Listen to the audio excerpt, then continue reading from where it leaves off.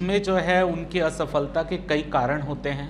तो चंद्रहास वही चीज़ आपको बताना चाहते हैं, क्योंकि आप लोगों में कई लोगों ने क्वेश्चन नहीं पूछा है उनसे, तो वो बना के लाए थे कि एक्चुअल में वो आपको ये बता पाए कि असफलता किन कारणों से मिलती। सभी ने अपने सफलता के बारे में बताया, लेकिन असफलता किन कारणों से मिलती है चंद्रहास उसका पूरा बना के लाए हैं। तो वो चीज़ आपके साथ शेयर करेंगे। और ये आप सब सिलेक्टेड कैंडिडेट हैं और सबका सफलता है असफलता है, सबका अलग लंबा दौर है।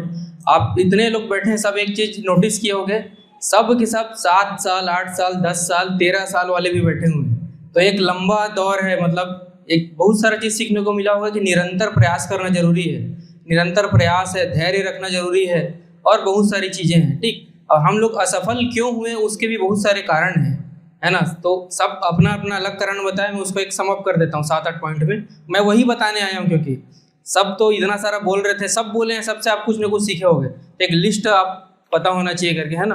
तो पहला है कि हम असफल क्यों होते हैं। तो सबसे बड़ा कारण होता है डिस्ट्रैक्शन का।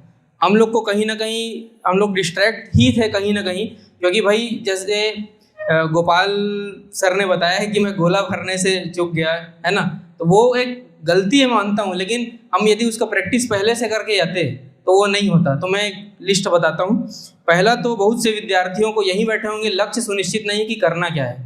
अभी मंडी करना है कि परिवहन आरक्षक का फॉर्म भरना है कि गुरुजी पढ़ना है, क्या पढ़ना है पता नहीं, सब का पढ़ रहे हैं मिक्स। कुछ लोग मेंस भी पढ़ना शुरू कर देंगे, मैं 2 घंटा आंसर राइटिंग भी कर लेता हूँ, फिर मंडी एग्जाम भी दे लूंगा, फिर परिवहन आरक्षक भी हो जाएगा, और ऐसे में कुछ नहीं होता। हम लोग भी कहीं ना कहीं वही कर रहे थे, कुछ ना कुछ कारण था। तो यह है कि लक्ष्य सुनिश्चित करना बहुत जरूरी है। और अभी जो है दो नाव पे सवार बिल्कुल मत होना। जो मेंस दे रहे हैं तो मेंस दो, या मंडी उप निरीक्षक का एग्जाम दे रहे हो तो मंडी उप निरीक्षक दो। दूसरा है कि किसी भी एग्जाम का सिलेबस कंप्लीट नहीं करते। अभी जो बताया कोई परिवहन आरक्षक, फिर ये मानता हूँ कि आज जो तैयारी करोगे सब में काम आएगा, लेकिन प्रॉपर एक बार सिलेबस कंप्लीट तो करो भाई। 20 नंबर का भी मैथ्स आएगा, 10 नंबर का रीजनिंग आएगा, और बहुत लोग अभी इंडिया जीएस पढ़ रहे होंगे क्योंकि प्रीलिम्स में काम आएगा। तो भाई 25 नंबर का इंडिया जीएस है तो उसके वेटेज के अनुसार पढ़ाई करो।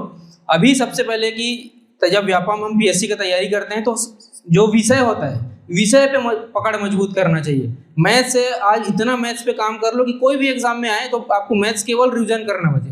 तो दूसरा है कि एग्जाम में एकदम हर एग्जाम मत दिलाओ, विषय पे पकड़ बनाओ। ठीक। तीसरा है निरंतरता की कमी होती है। अभी बहुत लोग यहाँ से मोटिवेट होके जाएंगे और 7 दिन इतना पढ़ेंगे कि रैंक 1 ही लगाना है। सब ने बताया रैंक 1 है ना, तो चिपका लेंगे रैंक 1। भाई चिपकाने से यदि बन जाता, 5 साल पहले मैं लिख के चिपकाया था डिप्टी कलेक्टर बनूंगा, आज तक नहीं बन पाया। मैं पहले ही बता दे रहा हूँ ना, जैसे रैंक 1 चिपका दिया और मैं ला लिया, वो संयोग है ना, तो वो इसलिए आ गया है। उसी तरह मैं बता रहा हूँ कि डिप्टी कलेक्टर चिपकाया हूँ लेकिन नहीं बन पाया। तो क्यों नहीं बन पाया? निरंतरता की कमी। 22 में फेल हुआ, 23 में फेल हुआ, 24 में प्रीलिम्स फेल हुआ, 3 बार प्रीलिम्स फेल हुआ, साल भर पढ़ाई नहीं करता था, फिर अगला प्रीलिम्स आता था तब पढ़ता था। तो जब मेंस में पढ़ ही नहीं रहा हूँ तो कैसे मेरा मेंस निकलेगा? और यही कारण है कि 2025 में मेरा मेंस नहीं निकला।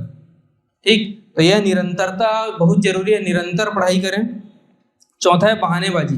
बहानेबाजी से बचें। बहानेबाजी जो है वो दूसरों के लिए तो ठीक है, आप खुद को मूर्ख बना रहे हैं। भाई बोलोगे कि 1 हफ्ता पहले मेरा फीवर आ गया था, जस्ट एग्जाम देने जा रहा था, गाड़ी पंचर हो गया था, कोई नहीं सुनने वाला है। सफल हो गए तो ही ऐसा मंच मिलेगा, परिवार में समाज में सम्मान मिलेगा, बहानेबाजी नहीं चलेगा। क्योंकि लाखों लोग फॉर्म भर रहे हैं भाई, लाखों लोग का कुछ ना कुछ तकलीफ है, संघर्ष है। तो बहानेबाजी बस मत करना, है ना। खुद को मूर्ख बनाना होता है, और दूसरे को क्या मूर्ख बनाओगे? सफल आपको होना है, आपको पैसा मिलेगा पद में जाने के बाद, दूसरे को नहीं मिलेगा। ठीक। 5वां है सही स्ट्रेटजी का अभाव होता है। भाई मैं बहुत लोग को देख रहा हूँ कि मानता हूँ जैसे जिनको सिलेक्शन लेना है वो कहीं ना कहीं सिलेबस पता है, पीवाईक्यू पता है, मेरे को नहीं पता था। 3 साल में, जब हमेशा बोलता हूँ 3 साल तक पीएससी का तैयारी कर था, मेंस का सिलेबस नहीं पता था, क्योंकि प्रीलिम्स का ही तैयारी कर रहे थे। कायदे से तो 3 साल मेरे को मेंस पढ़ना चाहिए था, जिस दिन भी प्रीलिम्स निकले उस दिन मेंस निकलना था, लेकिन मेंस ही नहीं पता था। पहली बार प्रीलिम्स निकाला तब जाके मेरे को मेंस का सिलेबस पता। तो आपका सही रणनीति भी होना चाहिए, आपके टेबल में हमेशा जो है सिलेबस होना चाहिए और एक पीवाईक्यू पता होना चाहिए। मतलब मैं उनको 2 गुरु मानता हूँ, ये 2 जिसके टेबल में उनको कोचिंग नहीं लेंगे तो भी कोई ज़रूरत नहीं, क्योंकि आप पीवाईक्यू देखो वही तो बताएगा कि आपको पढ़ाई कैसे करना है। सिलेबस ये बताता है कि क्या पढ़ना है, और पीवाईक्यू ये बताता है कि आपको कैसे पढ़ना है। तो ये है।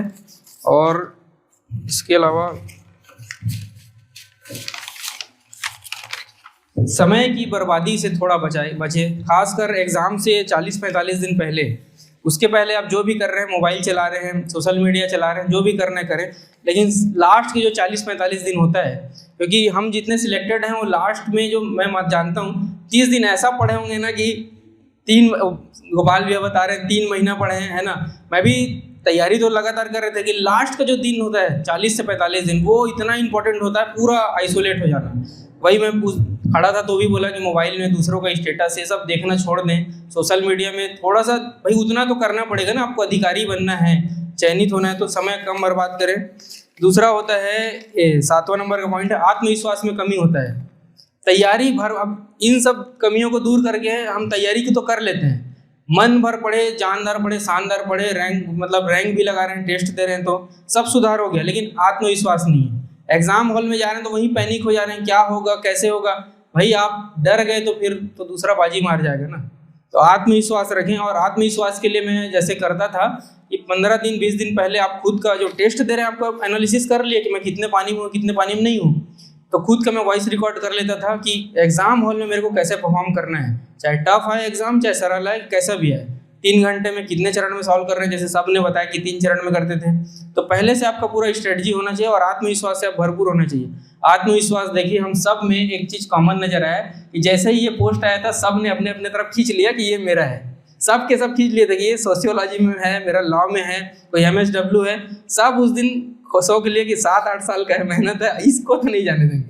तो एक पहले से कोई पद आता है ना आपके पाले में आ गया तो उसको छोड़ना ही मत, चाहे कुछ भी करना पड़े उस दौरान। और इसके अलावा एक अनुशासन है, डिसिप्लिन, उसके बिना तो कुछ भी नहीं है।